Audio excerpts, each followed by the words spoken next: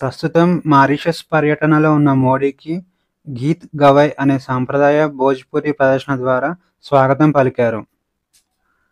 గీత్ గవై సాంప్రదాయం గురించి ఒకసారి చూద్దాం. గీత్ గవై అనేది ఒక సాంప్రదాయ భోజ్పురి సంగీత బృందం. దీనిని ప్రధానంగా స్త్రీలు ప్రదర్శిస్తారు. వివిధ జీవిత సంఘటనల ఆధారంగా ఈ ప్రదర్శన చేస్తారు. సాధారణంగా ఈ ప్రజలు వివాహ కార్యక్రమాలలో ప్రదర్శనను ఎక్కువగా చేస్తూ ఉంటారు. అయితే ఈ సంప్రదాయాన్ని 2016లో యునెస్కో ప్రపంచ సాంస్కృతిక వారసత్వంగా గుర్తించింది. ఈ మారిషస్ పర్యటనలో ఉన్న Modi Grand Commander of the Star and Key of the Indian Ocean అనే మారిషస్ ప్రతిష్టాత్మక అవార్డును అందుకున్నాడు. ఈ అవార్డు అందుకున్న తొలి భారతీయుడు మోడీనే కావడం విశేషం. మోడీ ఇప్పటి వరకు 21 అంతర్జాతీయ అవార్డులను అందుకున్నాడు. అందులో ముఖ్యమైనవి: సౌదీ అరేబియా నుండి 2016వ సంవత్సరంలో Abdullah Aziz Al Saud order అనే అవార్డును అందుకున్నాడు.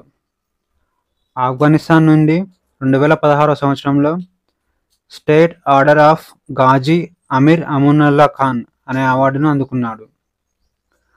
పాలస్తీనా నుండి 2018వ సంవత్సరంలో పాలస్తీనా స్టేట్ గ్రాండ్ కాలర్ అనే అవార్డును అందుకున్నాడు. అలాగే యుఏఈ నుంచి 2019వ సంవత్సరంలో ఆర్డర్ ఆఫ్ జాయద్ అనే అవార్డును అందుకున్నాడు. రష్యా నుండి 2019వ సంవత్సరంలో ఆర్డర్ ఆఫ్ సెయింట్ ఆండ్రూ అనే అవార్డును అందుకున్నాడు. ఈజిప్ట్ నుండి 2023వ సంవత్సరంలో ఆర్డర్ ఆఫ్ ది నైలు అనే అవార్డును అందుకున్నాడు. భూటాన్ నుండి 2024వ సంవత్సరంలో డ్రక్ గ్యాల్ఫో ఆర్డర్ అనే అవార్డును అందుకున్నాడు. డొమినికా అనే దేశం నుండి 2024 సంవత్సరంలో డొమినికా గౌరవ పురస్కారం మోడీ అందుకున్నాడు. 2023వ సంవత్సరంలో ప్రపంచ రక్తపోటు దినోత్సవం నాడు భారత ప్రభుత్వం 75/25 అనే ఇనిషియేటివ్ను ప్రారంభించింది. 2025 డిసెంబర్ నాటికి రక్తపోటు మరియు మధుమేహంతో బాధపడుతున్న 75 మిలియన్ల మందికి ప్రామాణిక రక్షణ కల్పించాలని లక్ష్యంగా పెట్టుకుంది. ఫిబ్రవరి 2025 నాటికి 42 మిలియన్ల వ్యక్తులకు రక్తపోటుకు చికిత్స పొందారు.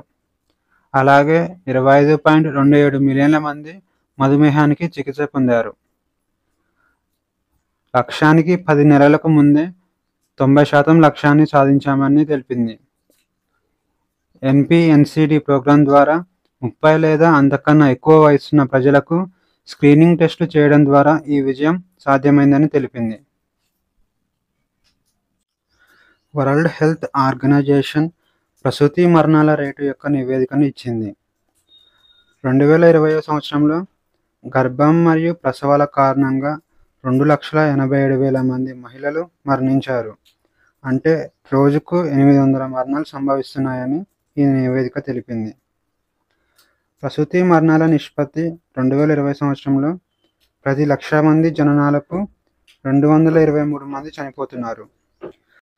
ఈ ప్రసూతి మరణాలకు గల కారణాలు: ప్రసూతి మరణాలలో 27% రక్తస్రావం కారణంగా సంభవిస్తున్నాయి. ఈ మరణాలలో 16% అధిక రక్తపోటు ద్వారా జరుగుతున్నాయి. ఈ మరణాల రేటు ఆఫ్రికా మరియు పశ్చిమాసియా ఖండాలలో ఎక్కువగా ఉంది. సుస్థిరాభివృద్ధి లక్ష్యాల ప్రకారం 2030 సంవత్సరం నాటికి ఈ మరణాల సంఖ్య ప్రతి 1,00,000 మంది జననాలకు 70 కంటే తక్కువ మరణాలు సంభవించేలా ప్రపంచ దేశాలు కృషి చేస్తున్నాయి.